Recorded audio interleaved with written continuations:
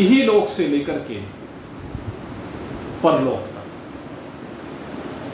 जितने भी भोग हैं वो सब विनाशी है, वो सब मिथ्या है, वो सब परिवर्तनशील है, बदल जाने वाले हैं, सदा रहने वाले नहीं हैं। और मेरे मित्रों, अगर यदि इन भोगों के संदर्भ में हम चिंतन करें, भोग ये तभी तक है जब तक हमारी आसक्ति है। जिन चीजों के भोग की हम बात करते हैं,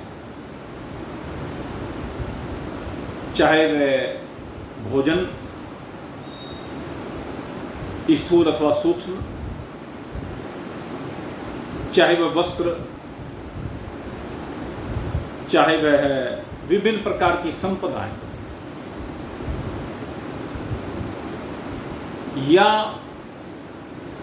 काम क्रोध लोभ मोह मद मात्सर्य अहंकार से संयुक्त होकर के शब्द स्पर्श रूप रस गंध का भोग हो।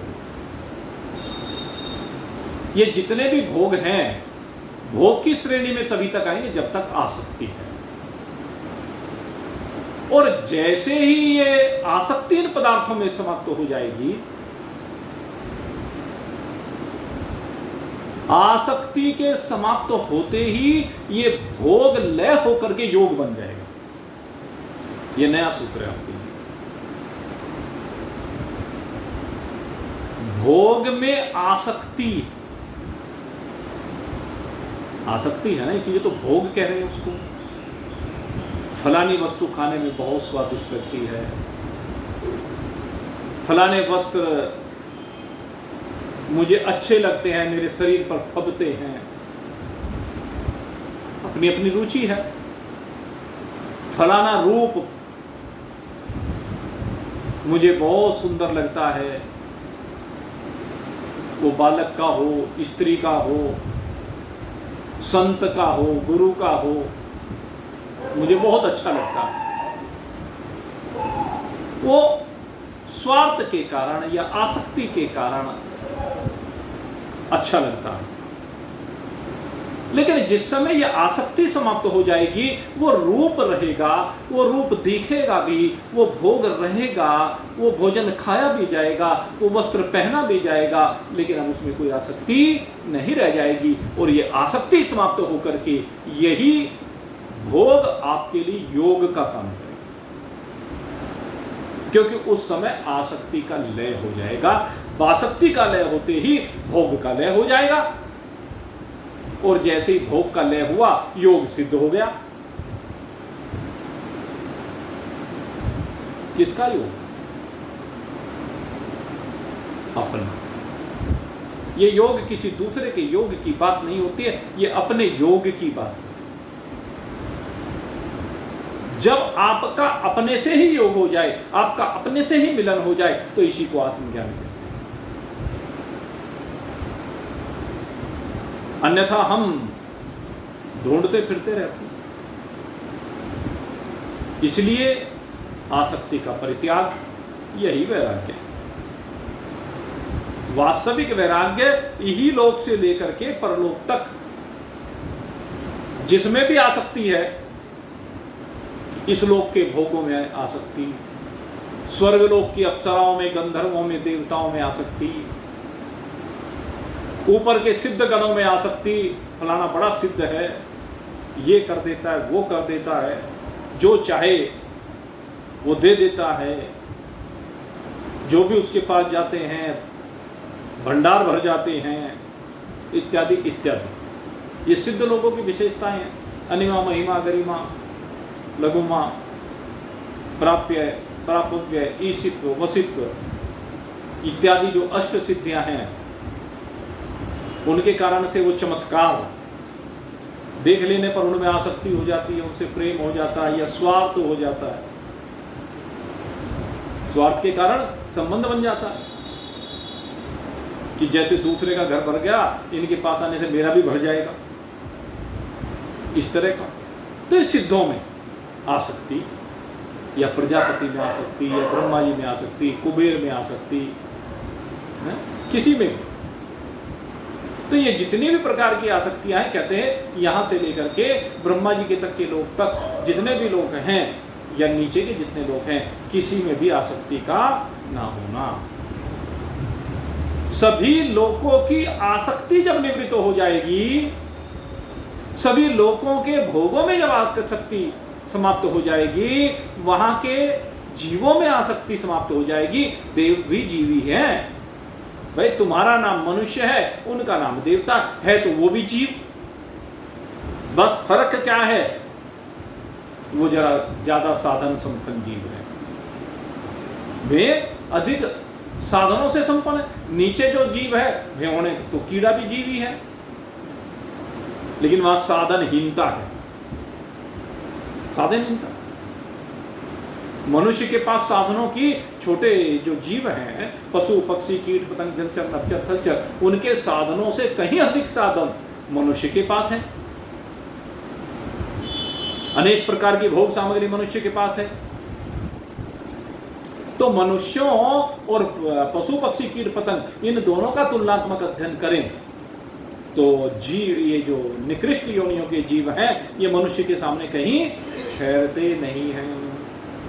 ठीक इसी प्रकार से देवताओं के पास जो सामग्री है, जितने संसाधन हैं, जितने भोग के साधन हैं, देवताओं के पास बहुत हैं। अब देवताओं के और मनुष्य के साधनों की अगर यदि हम तुलना करने लगे, तो देवताओं के भोगों के सामने मनुष्यों के भोग अत्यंत तुच्छ हैं, अत्यंत निकृष्ट हैं, अत्यंत छोटी श्रेणी के, बहुत कम है।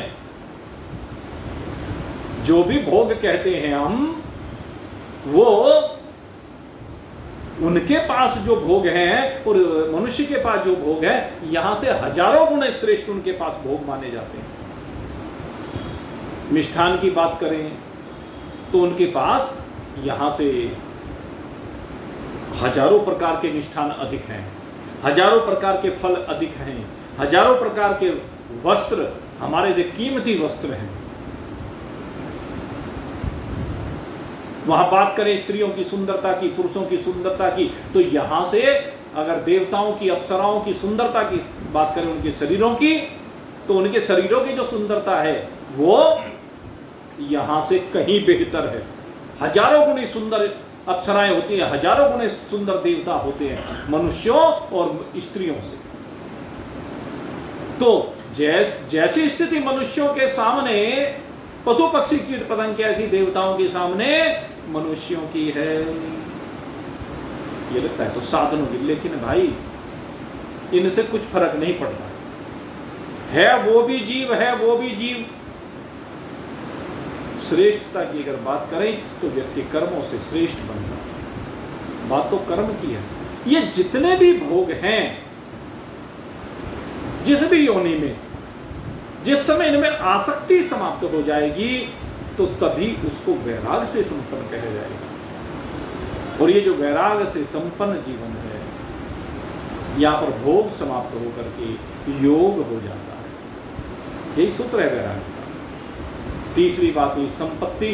वास्तविक संपत्ति क्या है? समदम तितिक्षा श्रद्धा समाधान उपरति।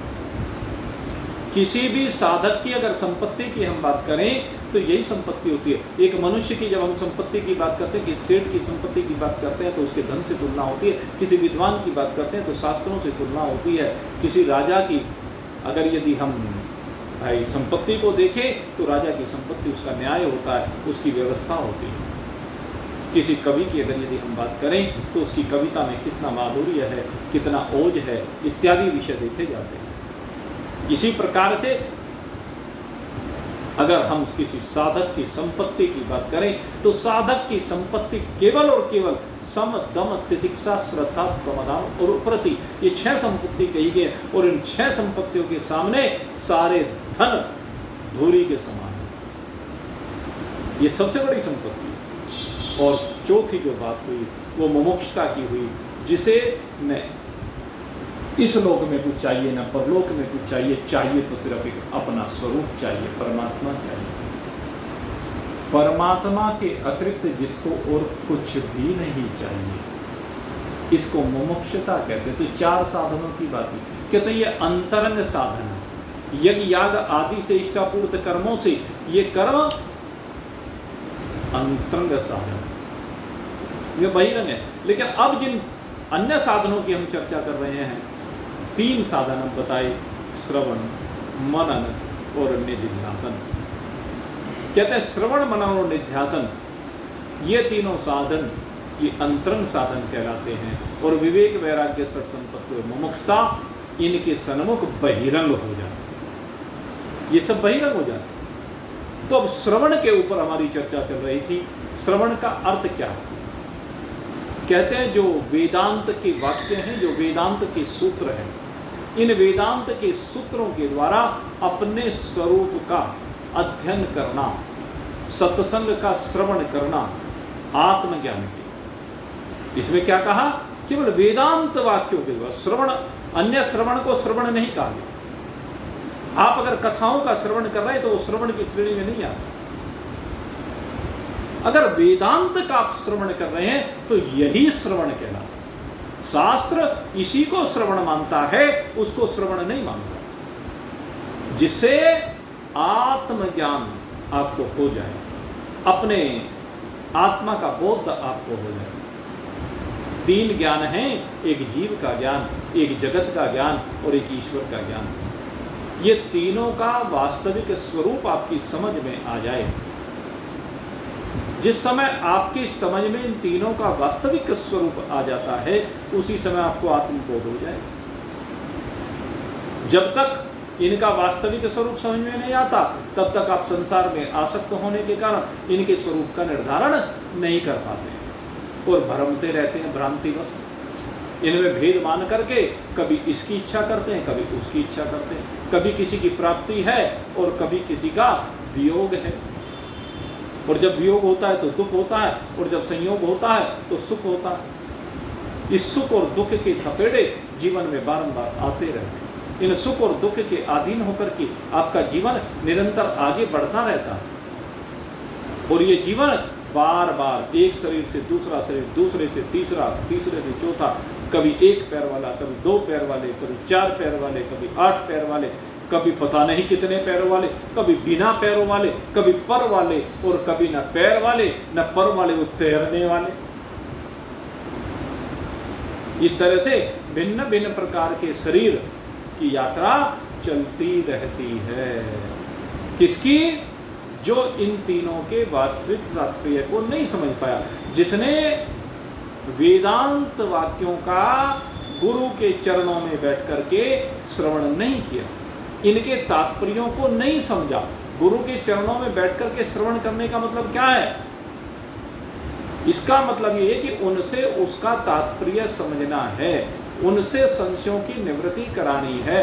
वहां बैठ करके भली प्रकार से अन्वेषण करना है, खोज करनी है। इस जीव में से ब्रह्म की खोज करनी है, इस जगत में से ब्रह्म की खोज करनी है, और ईश्वर में से भी ब्रह्म की खोज करनी है। ये जो है यही श्रवण कहलाता है। और ये श्रवण श्रुति सटलिंग संग्रह की युक्तियों से होना चाहिए। आपको हमने बताया था कि श्रुति सटलिंग संग्रह जो होता है उसके अनुसार किया गया श्रवण ही श्रवण कहलाता है। आइए अब श्रवण के बाद अब दूसरा विषय आता है मनन का। आज जो ये विषय है ये मनन का है। मनन क्या है? मनन कहते हैं कि गुरु के पास कुछ युक्तियां होती हैं और शिष्य के पास भी कुछ युक्तियां हो जाती हैं। युक्ति तो किसी के पास भी हो सकती है ना। तो युक्तियों के द्वारा जब श्रवण किए गए तत्व को हम इस मन के माध्यम से बारंबार अन्वेषित करते हैं, उसका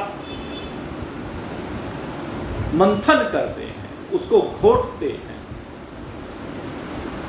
जैसे मथानी लेकर के मथा जाता है, ऐसे जब हम मथते हैं तो मथते मथते इसमें से अमृत को निकालने का, माखन को निकालने का प्रयास करते हैं। तो अन्वेषण होता है, खोज होती है। मथने पर दूध में घृत दिखाई नहीं देता, लेकिन अन्वेषण किए जाने पर दूध में से घृत निकल आता है। न पहले मलाई दिखाई देती है, न माखन दिखाई देता है, न घी दिखाई देता है, लेकिन अन्वेषण करने पर, मथने पर हम उसको निकाल लेते हैं। ठीक इसी प्रकार से जब हम जीव, जगत और ईश्वर इन तीनों का मंथन करते हैं, तो मंथन कैसे? युक्तियों के द्वारा, क्योंकि सीधे सीधे ईश्वर हमें दृष्टिगोचर नहीं होता है। सीधे सीधे ईश्वर कहां दृष्टिगोचर होता है? किसको हुआ? सोचे, कुछ ही बिरले होते हैं जिनको ईश्वर दृष्टिगोचर होता है। हर व्यक्ति को ईश्वर दृष्टिगोचर नहीं होता है। तो ईश्वर जब दृष्टिगोचर नहीं हुआ तो कैसे जाने? तो कहते हैं युक्तियों से जाना जाता है। जब आप युक्तियों से ईश्वर को समझे, ईश्वर को जाने, तो यही युक्तियां मनन करा देती है, मंथन करा देती है। और इन युक्तियों में आज एक युक्ति हम आपके सामने रखने जा रहे हैं, जो जीव और ईश्वर को लेकर के विशेष रूप से समझाई गई है। ये ऐसी दिव्य युक्ति है, मैंने आपको प्रारंभ में ही इसकी ओर इशारा किया कि आप एकाग्रचित्त होकर के पहले बैठें, और जब एकाग्रचित्त होकर के बैठेंगे, ध्यान यहाँ रखेंगे, तब जाकर के ये युक्ति आपकी समझ में आ सकती है। और ये युक्ति इतनी दिव्य युक्ति है। वैसे तो एक बार मैंने पहले भी ये युक्ति आपके सामने रखी थी, बहुत विस्तार के साथ। तो आज फिर इसी युक्ति को मैं आपके सामने रख रहा हूं, और प्रयास करना इसकी गहराई में जाकर के ईश्वर और जीव को समझने, क्योंकि ईश्वर और जीव इन दोनों को हमें समझना है। अगर ईश्वर और जीव के बीच की भ्रांति दूर हो गई तो समझ लीजिए कल्याण हो गया। आज प्रातःकाल घूम रहे थे, तो घूमते हुए एक व्यक्ति, वो कभी सत्संग में आया होगा उधर 2-4 बार, वो भी घूम रहा था, खोज में है, कहने लगे मैं कभी कभी आता हूँ, मेरा नाम अशोक बताया था। अशोक है अशोक जी। तो उन्होंने भाई कि मैं आता हूँ जी, लेकिन मैं अध्ययन कर रहा हूँ। आपके पास आया था पहले, आज अवसर मिल गया, संयोग की बात है वे आप मिल गए, तो अवसर मिल गया थी कि इस अवसर का सदुपयोग कर लिया जाए। बड़ी अच्छी बात है, आपके मन में ऐसी भावना हुई। तो वहाँ पर जीव और ईश्वर की चर्चा हमारी चल गई। कहने लगे ये जीव और ईश्वर की चर्चा तो करते हैं, लेकिन जीव और ईश्वर की एकता कैसे हो सकती है? जीव और ईश्वर की तो कभी एकता हो ही नहीं सकती। कि आप जरा सा इस पर प्रकाश डाल दें। तो बात उनकी सही है। अगर यदि हम स्थूल दृष्टि से देखें तो जीव और ईश्वर की कभी एकता नहीं हो सकती। कोई रास्ता ही नहीं जीव और ईश्वर की एकता होने का। और उसको हमने अनेक बार चर्चा की है कि ईश्वर सर्वज्ञ है, जीव अल्पज्ञ है। सर्वज्ञ और अल्पज्ञ, ईश्वर की जो जानकारी है और जीव की जो जानकारी है, मनुष्य शरीरधारी की कह लीजिए यहाँ पर, उसकी जानकारी में और ईश्वर की जानकारी में कितना फर्क है? कहते इतना ही फर्क है जितना बिंदु और सिंधु में। ईश्वर की जानकारी सागर के समान है और मनुष्य की जानकारी एक बिंदु के समान है। इतनी सी जानकारी है, दोनों की जानकारी में बहुत अंतर है। अब हम शक्ति की बात करें तो मनुष्य के शरीर की शक्ति कितनी हो सकती है? पहले तो कहते थे भाई भीम में उसमें 100 हाथियों का बल था, चलो होगा 100 हाथियों का। लेकिन ईश्वर के बल की अगर यदि हम बात करें तो अनंत हाथियों के बल के साथ, अनंत हाथियों का बल भी ईश्वर के बल की बराबर नहीं हो सकता। सहस्त्र शीर सह पुरुष सहस्राक्षः सहस्त्रपातः स भूमिं सर्वतः स्पृष्ट्वा दतिष्ठत दशंगुलम् कहता सारी जितनी शक्तियां जीवों की हैं सबको एक जन इकट्ठी कर लो, हजारों लाखों करोड़ों अरबों। सहस्त्र शीर्षा का, सहस्त्र तो इशारा करने के लिए कहा, सहस्त्र सहस्त्र नहीं भाई, अनंत है। अनंत शीर्षा अनंत अक्षः, अनंत उसके हाथ हैं, अनंत पैर हैं, अनंत आंखें हैं, ऐसा ईश्वर। तो उसकी शक्ति का कौन हिसाब किताब लगा सकता है? बहुत शक्ति है ईश्वर में। तो जीव और ईश्वर की एकता कैसे करें? ईश्वर परिच्छिन्न है, वो जीव परिच्छिन्न है और ईश्वर सर्वव्यापक है। कितना दायरा है ईश्वर का? सर्वव्यापक। सर्वव्यापक माने सब जीवों में व्यापक है, सारे जगत में व्यापक है, आकाश में, वायु में, अग्नि में, जल में, पृथ्वी में, सारे में ईश्वर व्यापक है। लेकिन जीव कहां? प्रत्येक जीव एक शरीर में, कह लीजिए बस इसकी सीमा तो इतनी सी है, इस शरीर में है इतना सा। तो ईश्वर और जीव दोनों की स्थूल रूप से कोई तुलना नहीं हो सकती और ना ही सूक्ष्म रूप से तुलना हो सकती। सूक्ष्म रूप से तुलना इसलिए नहीं हो सकती कि जो मनुष्य है उसका सूक्ष्म शरीर तो वो भी पंचभौतिक है, भले ही वह पंचभौतिक सूक्ष्म रूप से हो। और ईश्वर का सूक्ष्म शरीर की अगर हम बात करें तो ईश्वर का शरीर जो है वो पंचभौतिक है ही नहीं, न स्थूल शरीर है न सूक्ष्म शरीर है, वो पांच भौतिक नहीं है। वो क्या है? चैतन्य है। वहां पर केवल गुण है, उसमें केवल गुण है, चैतन्यता। इसलिए ईश्वर के शरीर को चिन्मय शरीर कहा गया।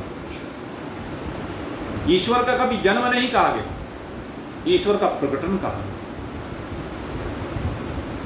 ईश्वर सर्वव्यापक है।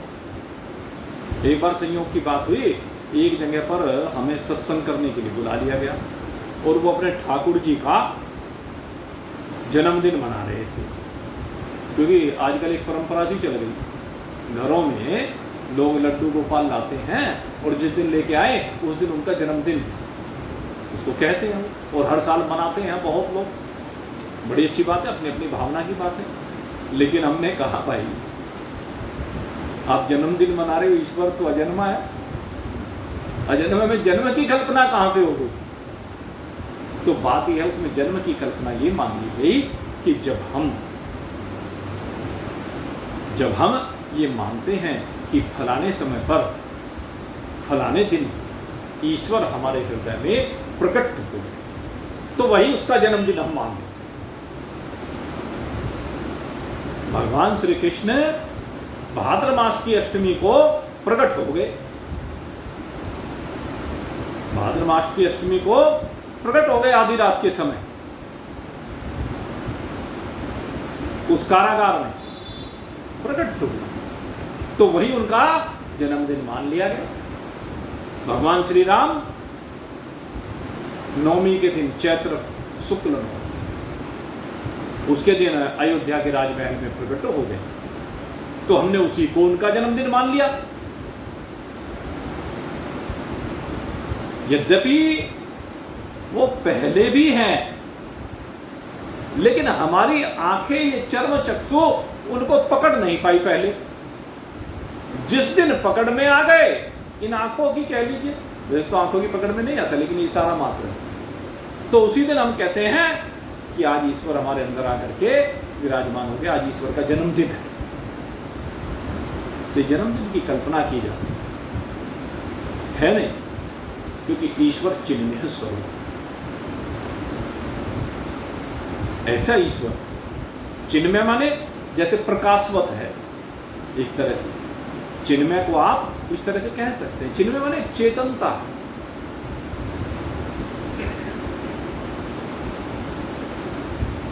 तो ईश्वर की और जीव की इन शरीरों के माध्यम से एकता नहीं होती, अपितु कहते इन शरीरों को हटा दो।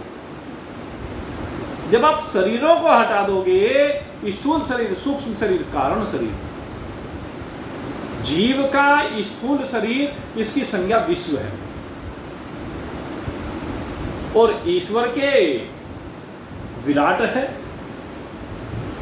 जीव के स्थूल शरीर की संज्ञा विश्व है और ईश्वर के स्थूल शरीर की संज्ञा विराट है।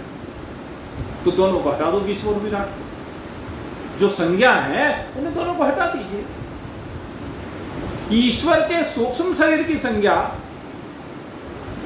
हिरण्यगर्भ है और जीव के सूक्ष्म शरीर की संज्ञा तेजस है। इस तेजस और वहां पर हिरण्यगर्भ, कहते हैं इन दोनों को हटा दो। जो संज्ञाएं हैं इनको हटाइए, जो आरोप है वो हटा दीजिए, आरोपित है।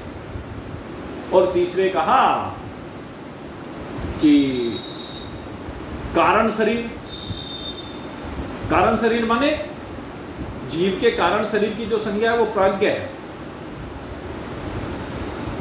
और ईश्वर की ईश्वर ही कही गई है। वहां ईश्वर का है, ईश्वरत्व है, जिसके अंदर 6 ऐश्वर्य होते हैं, वो भगवान।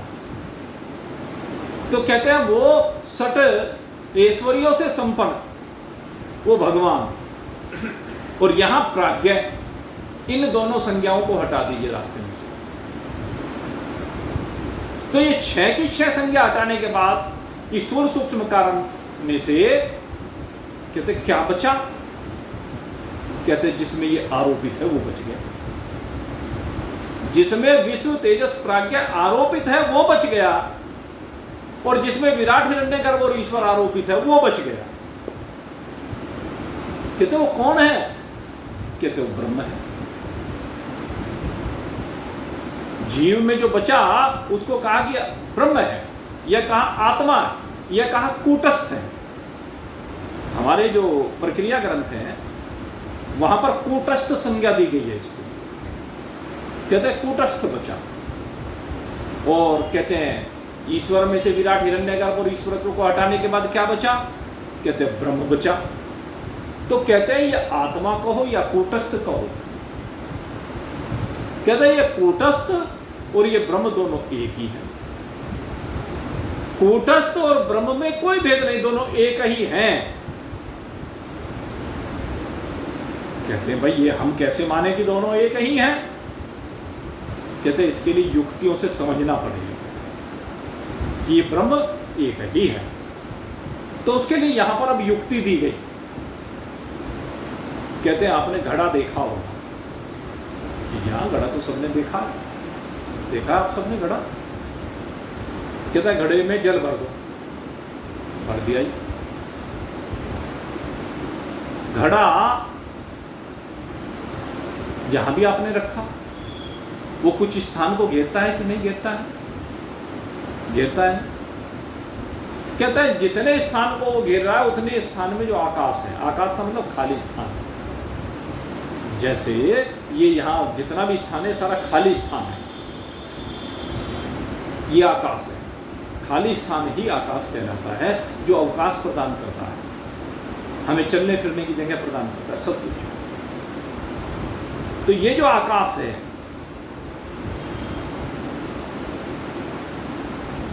व्यापक आकाश है। और एक आकाश कौन सा हुआ? वो आकाश जिसने घड़े को रहने के लिए स्थान प्रदान किया। तो उस घड़े के अंदर भी आकाश है, घड़े के अंदर भी आकाश है। अब उसमें 2 चीज है, एक तो घड़ा जो बना हुआ है जिस मिट्टी का, मिट्टी को एक रूप दे करके हमने उसका नाम घड़ा रख दिया। और मिट्टी इतनी मोटी है, मान लो इतनी मोटी मिट्टी होती है, तो वही तो घड़े के आकार में परिवर्तित हुई। तो कहते हैं आकाश उस मिट्टी के अंदर भी है। आकाश मिट्टी के अंदर भी है, आप इसे घड़ा समझ लीजिए, ऊपर ऊपर का हिस्सा समझ लीजिए, घड़ा सही है। तो ये ऊपर जो है, या चलिए नीचे से दिखाता हूं आपको, अब समझ में आ जाएगा। इसको लीजिए, यही घड़ा समझ लीजिए। तो ये जो प्लास्टिक कितनी मोटी ये प्लास्टिक है, मोटाई है ना इसकी, ये चाहे सूत भर हो, आधा सूत हो, 2 सूत हो, मोटाई तो है ना इसकी। ऐसे ही घड़े के मिट्टी की मोटाई होती है ना। तो कहते हैं वही घड़े का शरीर है, स्थूल शरीर वही है, स्थूल शरीर तो वही है घड़े का। तो उसके अंदर भी आकाश है, उस घड़े के अंदर, इस प्लास्टिक के अंदर आकाश है। एक आकाश तो ये हो गया जो इस प्लास्टिक के अंदर है, दूसरा आकाश वो हो गया जो इसके अंदर है, और तीसरा आकाश वो हो गया जो इससे बाहर है। हो गए ना 3, कहने को 3 हो गए ना। अब घड़े की मिट्टी का आकाश, घड़े के अंदर का आकाश, घड़े के बाहर का आकाश, पृथक पृथक 3 आकाश हो गए। हकीकत में 3 है क्या?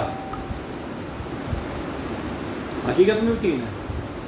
हकीकत में तो आकाश एक ही है, वही बाहर वाला आकाश घड़े की मिट्टी में है, वही घड़े के अंदर है। घड़े के अंदर भी वही आकाश। अब क्या हुआ कि घड़े में जल भर दिया गया, पूरा भर दिया घड़े में। अब घड़े में जल भरने के बाद क्या होगा? कहता है जल के अंदर उस आकाश का प्रतिबिंब दिखने लगेगा। कौन से आकाश का? जौन सा उस घड़े के अंदर है उसमें, उसका नहीं, उससे विलग जितना आकाश है उसका प्रतिबिंब दिखेगा कि नहीं दिखेगा? तो ये जो जल है, इस जल में अब 3 चीज हो गई। एक तो जल स्वयं हो गया, एक जल के अंदर आकाश हो गया, जिसने आकाश ने जल को रहने के लिए स्थान प्रदान किया। इसमें हो गया कि नहीं हो गया? समझो, एक तो जल है, एक जल के अंदर आकाश है, और एक आकाश में, इसमें जल में जो शेष आकाश का दिखने वाला प्रतिबिंब है। ये तीनों चीजें हो गई ना? हो गई कि नहीं हो गई? 3 चीज। कहते ये 3 चीज हैं, जल के अंदर दिखने वाला प्रतिबिंब। कहते तीनों मिलाकर के इसको नाम दिया जलाकाश। इसका नाम क्या रख दिया? जलाकाश। कौन से का नाम जलाकाश रखा? घड़े की मिट्टी, घड़े का जल, उसके अंदर विराजमान आकाश, और उसके अंदर पड़ने वाला आकाश का प्रतिबिंब। इन तीनों को मिलाकर के इसका नाम जलाकाश रख दिया गया। और जो ये आकाश, कौन सा आकाश? जो घड़े की मिट्टी में है और जल के अंदर है, इसका नाम रखा है घटाकाश। क्या रखा? घटाकाश। और जो बाहर आकाश है, घड़े से बाहर का, उसका नाम रख दिया महाआकाश। भाई तो पूरा आकाश, उसको तो महाआकाश कहा। उस महाआकाश के 2 भाग, अभी मैंने 3 तरह से आकाश समझाया था ना आपको। एक घड़े की मिट्टी के अंदर का आकाश, एक घड़े के अंदर का आकाश। तो घड़े की मिट्टी के आकाश और घड़े के अंदर के आकाश को एक नाम दिया घटाकाश, और बाहर को नाम दिया महाकाश। यही नाम दिया। और तीसरी बात हमने करी कि घड़े के अंदर जो जल भरा, उस जल के अंदर जो प्रतिबिंब पड़ा। अब इसमें क्या है? 2 तो आकाश है इसमें, एक तो घड़े की मिट्टी का आकाश है, एक घड़े के अंदर का आकाश है। 2 तो ये, लेकिन ये दोनों मिलाकर के एक है। इसका नाम क्या हुआ? घटाकाश। यानी इसके अंदर घटाकाश भी है, इसके अंदर जल भी है, और इसके अंदर जल में पड़ने वाला प्रतिबिंब भी है। तो 3 चीज हो गई। इन तीनों को मिलाकर के नाम दे दिया जलाकाश। तो एक घटाकाश हो गया, एक जलाकाश हो गया। 2 चीज हुई ना हमारे पास अभी। आकाश के दो रूप हो गए, एक घटाकाश, एक जलाकाश, और तीसरा वो व्यापक जो आकाश है उसको महाकाश कहते हैं। अभी उस महाकाश की जिक्र नहीं कर रहे, अब केवल इन दो आकाश के ऊपर हम चिंतन कर रहे हैं। एक घटाकाश के ऊपर हम चिंतन कर रहे हैं और एक जलाकाश के ऊपर चिंतन कर रहे हैं। अच्छा, बताओ आपकी समझ में आ गया कि नहीं आ गया? पहले तो ये बताओ। अगर ये घटाकाश और जलाकाश समझ में आ गया तभी आगे की बात को आप समझ पाएंगे। अगर यदि ये समझ में नहीं आया तो फिर नहीं समझ पाएंगे। इसीलिए मैंने कहा कि ये इसमें थोड़ी सी बुद्धि लगाने की आती है। इसको भली प्रकार से जलाकाश में और घटाकाश में देखो, दोबारा समझ लीजिए, एक बार और समझा देता हूं, कोई बात नहीं। इसमें अभ्यास यही है, बार बार वेदांत का सिद्धांत है कि एक ही वस्तु को बार बार समझाना, इसी का नाम अभ्यास। श्रुति सटलिंग संग्रह कल आपने श्रवण किया ना, उसमें दूसरे नंबर पर यही था, उपक्रम और उपसंहार की एकता के बाद अभ्यास ही था उसमें। तो ये अभ्यास देखो, घड़ा है, पहले खाली घड़ा, बिल्कुल केवल घड़ा। तो घड़ा जो घड़े का ठीकरा है, ये कह लीजिए, उसको कहते हैं ठीकरा है। उस ठीकरे के अंदर विराजमान आकाश। आप एक सवाल मेरे से कर सकते हैं, चलो ठीकरे में भी आकाश रहता है क्या? ये प्रश्न है ना भाई, उस ठीकरे में भी आकाश है क्या? तो हमें यह सिद्ध करके दिखाना है कि उस ठीकरे में भी आकाश है। ठीकरे के अंदर आकाश है, ये हमें सिद्ध करना है। अब इसको सिद्ध करने के लिए एक बार मैंने बहुत विस्तार से आपको समझाया था, ये चश्मा, चश्मे से बढ़िया कोई दूसरा उदाहरण नहीं हो सकता। चश्मा इतना सुंदर उदाहरण है कि घड़े के ठीकरे में, घड़े की मिट्टी में, ठीकरा मैं इसलिए कह रहा हूं कि ठीकरा आकाश भी बोले जाते, तो घड़े की जो मिट्टी है उसमें आकाश कैसे है, इसको सिद्ध करके दिखाता हूं आपको। भाई सिद्ध करेंगे तभी तो बात जमेगी। आप ये देखिए, ये लेंस आप देख रहे हैं, आपके सामने ग्लास है, कांच कह लीजिए, ये कांच के तो है ये। तो ये जो लेंस है, अब सामने से प्रकाश आ रहा है, प्रकाश आकर के लेंस पर पड़ा, इस पर प्रकाश पड़ने के बाद क्या वो इधर आएगा या नहीं आएगा? इधर से इधर जो प्रकाश आया, आपकी तरफ से प्रकाश मेरी तरफ आया या मेरी तरफ से प्रकाश आपकी तरफ गया, तो वो प्रकाश इससे टकरा करके, इसके सरफेस से टकरा करके ऐसे घूम करके यूं जाएगा क्या? यूं जाएगा या इसके अंदर से सीधा जाएगा? भाई प्रकाश जो जाएगा लेंस के अंदर से जाएगा ना। अगर लेंस के अंदर से प्रकाश जाएगा तो ये प्रकाश इधर भी दिख रहा है, इधर भी दिख रहा है, लेकिन इस लेंस में दिख नहीं रहा है, पर है कि नहीं है? अगर नहीं होगा तो आपके पास नहीं जा सकता। इसके अंदर भी प्रकाश है, इसके अंदर भी प्रकाश है। अगर प्रकाश ना होता तो सामने नहीं जाता, पास नहीं होता। इसलिए इस ठीकरे में भी, इस कांच में भी, इस घड़े की मिट्टी में भी आकाश है, क्योंकि आकाश और प्रकाश, प्रकाश सूक्ष्म है। वो प्रकाश सूक्ष्म होने के कारण से, किससे सूक्ष्म है? इस लेंस से। अगर लेंस से स्थूल होता तो लेंस में प्रवेश नहीं कर सकता था। जैसे मेरी उंगली है, ये लेंस से स्थूल है, इसलिए इसके अंदर नहीं जा सकती, ये यहीं से टकरा करके रह जाएगी, इसके अंदर को नहीं घुस सकती। लेकिन इसके अंदर को प्रकाश घुस सकता है। और आकाश तो इससे भी ज्यादा सूक्ष्म है, प्रकाश से भी। प्रकाश तो दिखता भी है, आकाश तो दिखता नहीं। आकाश अत्यधिक सूक्ष्म होने के कारण इसके अंदर पास हो जाता है। ये आकाश में खूब चलने लगता है, ऐसे आकाश में चल रहा है, जैसे प्रकाश में चल रहा है ऐसे आकाश में चल रहा है। तो ये बात अब तो समझ में आ गई होगी, मिट्टी के अंदर आकाश है। दूसरी बात, जो अंदर घड़े के अंदर खाली स्थान है वो तो आकाश होता ही है। तो यहां पर दो आकाशों को एक साथ मिला दिया गया। पहले दो आकाश को एक साथ मिलाया गया, एक तो घड़े की मिट्टी के अंदर का आकाश, और एक घड़े के खाली अंदर जो घड़ा है उसके अंदर का आकाश। उस घड़े में आकाश भी है, उस घड़े में वायु भी है, होती है कि नहीं होती, और प्रकाश भी होता है उसमें, एक साथ रह लेते हैं। वायु और प्रकाश दोनों एक साथ रहते हैं, सारे वातावरण में फैले हुए। वायु फैला है, आकाश, प्रकाश भी फैला है, आकाश भी फैला है। तो इसी तरह तो ये दोनों का आकाश मिला करके घटाकाश कहलाता है। अब तो समझ में आ गया होगा। तो एक तो ये घटाकाश हो गया। अब इस घटाकाश में घट के अंदर जल भर दिया, भरा गया जल। अब जल भरने के बाद इसमें घटाकाश के साथ जल और हो गया, दो चीज हो गई। अब घटाकाश तो पहले से है, जल के अंदर भी आकाश रहता है। जैसे इस लेंस के अंदर आकाश रहता, प्रकाश रहता है, ऐसे घड़े के अंदर, जल के अंदर भी आकाश रहता है।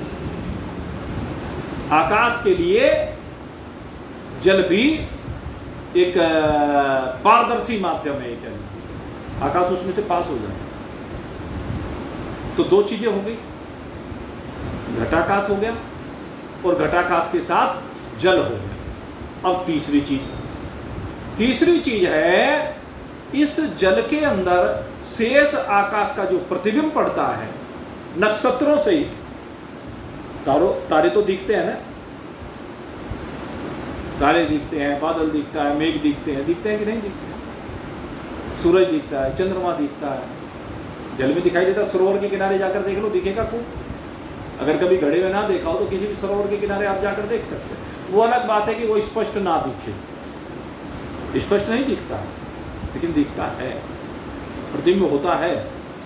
तो इस प्रकार से तीन चीजें ये जो मिली, इन तीनों का नाम रखा जलाकाश। तो जो जलाकाश है वो घटाकाश, जल और प्रतिबिंब, इन तीनों को मिला करके जलाकाश बनता है। अब इनको समझ लीजिए आगे। ये जो तीन चीज मिलकर के बनी हैं, ये तीनों ही जीव है। इन तीनों को मिलाकर के जीव कहा जाता है। घड़े का मतलब ये शरीर है, और इस शरीर के अंदर वासनाओं का जो जल भरा हुआ है, अंतःकरण में सारी वासनाएं विराजमान हैं। तो जल क्या है? अंतःकरण है, यह अविद्या है, और उसमें पड़ने वाला प्रतिबिंब है। तीन चीजें। प्रतिबिंब किसका है? कहने लगे ब्रह्म का। ये जो महाआकाश है, जो घड़े के अंदर भी है, जो घड़े के बाहर भी है, उसको महाआकाश कहते हैं। और महाआकाश की तुलना ब्रह्म से की गई है। और अब जो घटाकाश है, घटाकाश का मतलब है आत्मा, घटाकाश का मतलब है कूटस्थ। कूटस्थ कहो या आत्मा को, दोनों एक ही चीज है। कहने के लिए दो कह दिए गए। कूटस्थ एक विशेषण है, एक तरह से कह लीजिए आत्मा का। जैसे परमात्मा के विशेषण है ना, सत्य है, चित्त है, आनंद है, घन है, ये क्या है? विशेषण है। ऐसे ये कूटस्थ जो है आत्मा का विशेषण है। तो कूटस्थ कितना हुआ? जितना घटाकाश। घटाकाश का मतलब मिट्टी के अंदर का आकाश और घड़े के अंदर का आकाश। ऐसे ये जो शरीर हमें दिखाई दे रहा है, एक शरीर तो ये ऊपर से दिख रहा है, और बाकी इसके अंदर भरा हुआ मटेरियल है, जल है।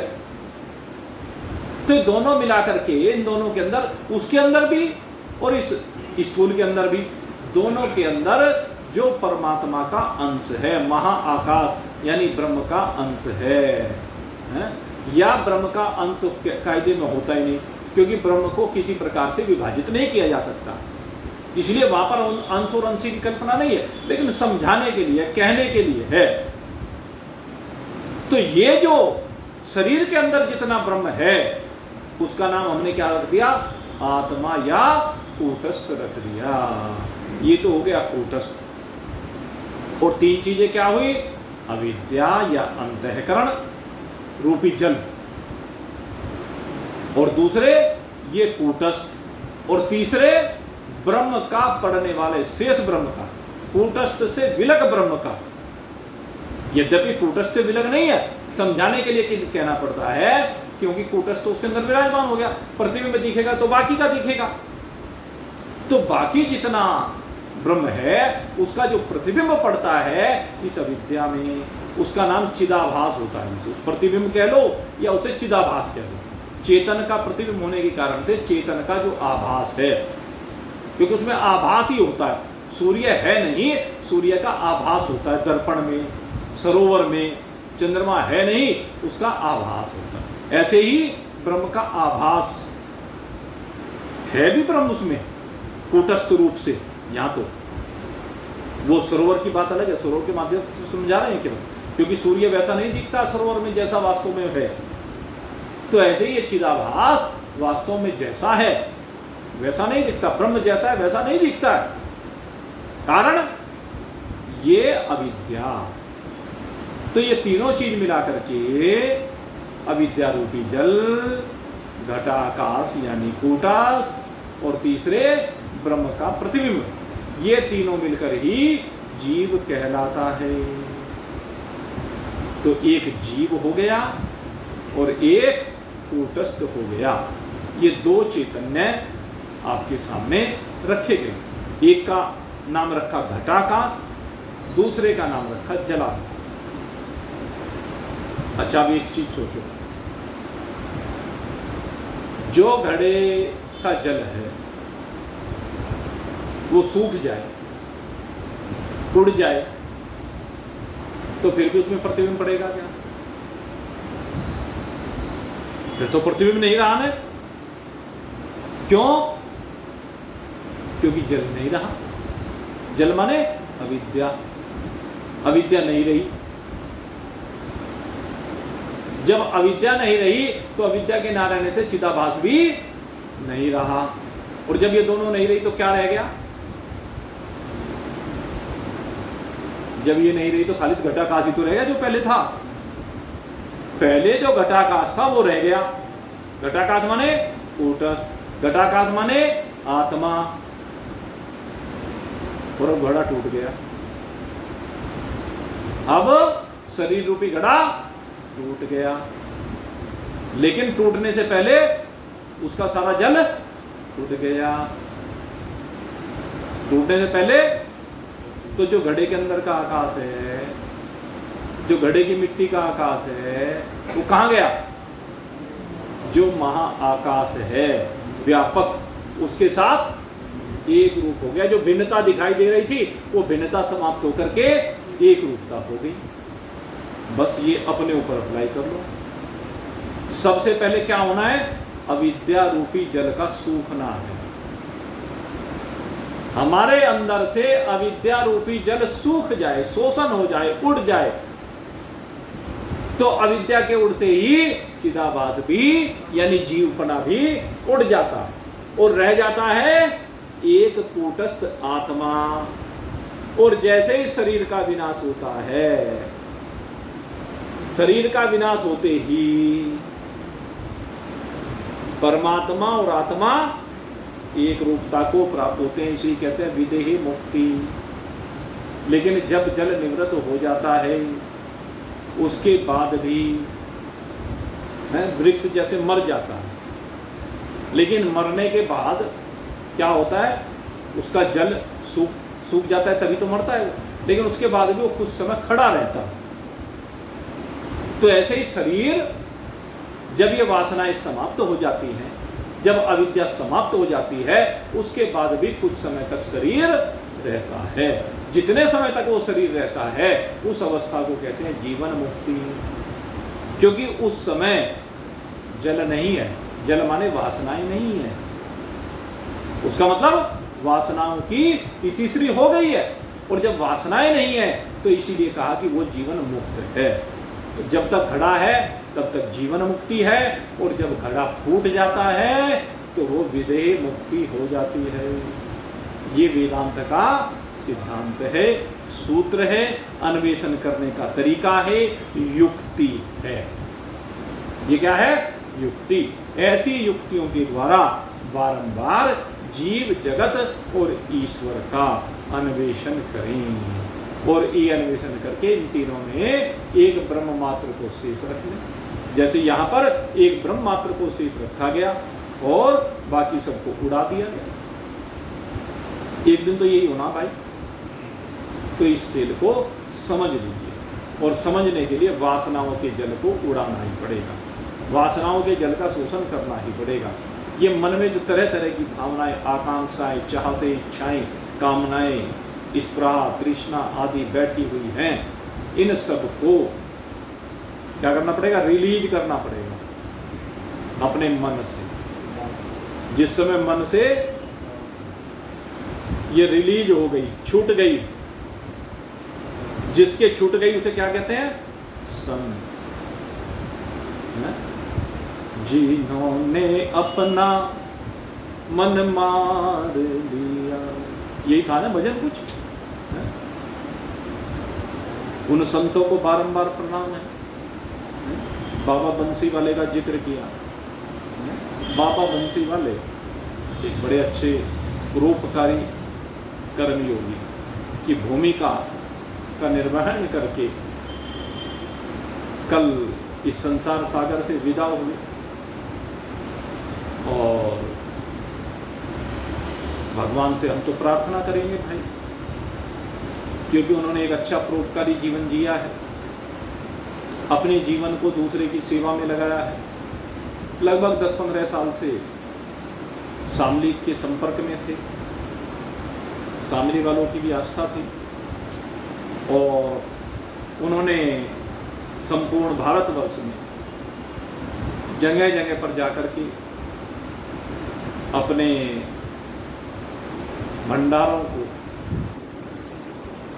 या भंडारों के माध्यम से कह लीजिए परोपकार की भावना को आगे बढ़ाया, लोगों को प्रेरित किया और कहीं ना कहीं हमारे ऊपर भी उनकी इस भावना का प्रभाव पड़ा। उनकी जो भावना, यद्यपि हमारा उनका कोई वो विशेष संग नहीं रहा, बहुत ज़्यादा ना कभी हमारी कोई चर्चा हुई उनसे विशेष, कोई 10-5 मिनट की चर्चा एक आध बार कह लीजिए। क्योंकि एक बार जब यहाँ कथा हुई थी, उनका भंडारा चल रहा था तो उसमें श्री राम कथा का आयोजन किया गया था, तब हम उस कथा में भाई संयोग हुआ उनके साथ। राम रहीम तो एक आध बार पहले भी हुई लाला जी के माध्यम से, चूँकि इनका विशेष प्रेम रहा है उनके साथ। इनके बड़े भाई साहब मोहनलाल जी हुआ करते थे, वो उस टीम में थे, तो वो जुड़े रहे उनसे। तो हमारा बहुत ज़्यादा संपर्क तो नहीं रहा है, लेकिन उनके कार्यों से दिखता है कि वह एक अच्छे कर्मयोगी रहे हैं, अच्छे परोपकारी रहे हैं और खिलाने की भावना रही, खाने की नहीं, खिलाने की। संतों का खाना तो बड़ा सूक्ष्म होता है, केवल शरीर निर्वाह के लिए होता है। संतों के भोजन में आप देखेंगे न तो विविधताएं होती हैं, जिनके भोजनों में विविधताएं होती है, वो अभी जो आसक्ति वाली बात मैं कह रहा था, उनका मन होता है। जहाँ विविधताएं वहाँ मन है, और जहाँ विविधताएं नहीं, जहाँ सादगी है, एकता है, वहाँ मन नहीं, वहाँ मन नहीं, क्योंकि उन्होंने मन को जीत लिया है, मन जयी हो गए हैं। येन जितः मनः तेन जितः जगत। जिसने मन को जीत लिया है उसने जगत को जीत लिया है। तो मन को जीतना एक भोजन की बात नहीं है, केवल सभी चीजों को लेकर जो मन को जीत लेता है वो जगत को जीत लेता है। तो आज हम भी भाई हृदय से उन परोपकारी बाबा को श्रद्धा सुमन भी अर्पित करते हैं और परमात्मा से प्रार्थना भी करते हैं कि ये कर्मयोगी जीव अब आपकी यात्रा पर है। हे प्रभु, क्योंकि उन्होंने जन जन का हित किया है, इसलिए मैं आपसे प्रार्थना करता हूँ, आप उनका हित करें। क्योंकि कर्म प्रधान विश्व कर राखा, जो जस करई सो तत्फल चाखा। उन्होंने जन जन का हित किया है। आपकी बनाई हुई सृष्टि में जितने जीव हैं उनके हित के लिए वो सदा कार्य करते रहे हैं। इसलिए मेरा आपसे निवेदन है, आप इनके ऊपर कृपा करें और इनको शुभ गति प्रदान करें, सद्गति प्रदान करें, कल्याणकारी गति इनको प्रदान करने की कृपा करें। इसी निवेदन को करते हुए आप सबके लिए बहुत बहुत शुभकामना करते हुए जो विषय आज हमने प्रारंभ किया है, इसी विषय को आगे बढ़ाएंगे, क्योंकि अभी 2 आकाश विशेष रूप से आपके सामने रखे गए, तीसरा भी रख दिया, लेकिन चौथा आकाश और है। जीव की चर्चा हुई, अब ईश्वर की चर्चा और प्रारंभ करेंगे और उस चर्चा को अब सोमवार को आपके सामने, क्योंकि 2 दिन का लॉकडाउन है भाई, और लॉकडाउन में नियमों का पालन करना जरूरी है। तो सोमवार को ठीक 7:30 बजे होना है, आपकी सेवा में उपस्थित होंगे और इस चर्चा को आगे बढ़ाएंगे। तब तक के लिए विश्राम। बोलिए सच्चिदानंद भगवान की।